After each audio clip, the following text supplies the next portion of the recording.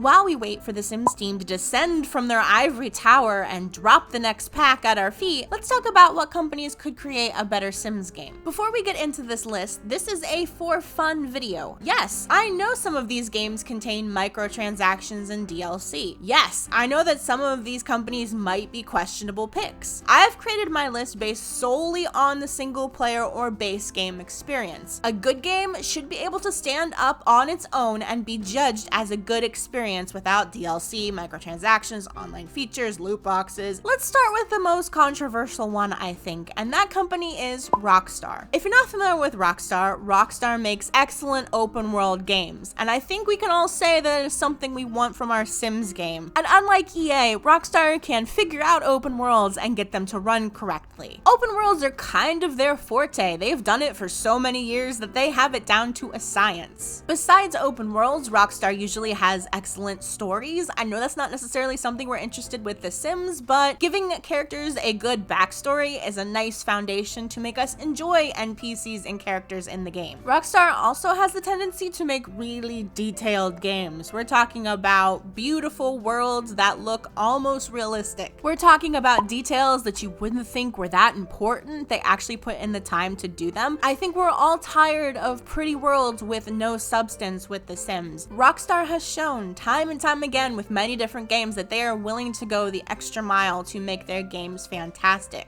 Let's move on to someone a little less controversial, Frontier. If you're not familiar with Frontier, they basically create the most amazing simulation games. Frontier is known for taking older game concepts that most companies feel are not going to be profitable and turning them into fantastic games. Long dead franchises like Roller Coaster Tycoon and Zoo Tycoon are given new life through their games. There's also this running joke in the community that Frontier will end The Sims by making their own simulation game, much like how City Skylines ended SimCity. And honestly, just looking at their track record of Planet Coaster and Planet Zoo, I think the game would be in good hands. Frontier knows what their players want and is willing to take the time to give it to them. All you have to do is look at their newest game, Planet Zoo, and see how detailed and intricate they get. All the animals have behavior AI. They interact with one another. They have a full suite of animal sounds. EA can't get their AI to function on a good day.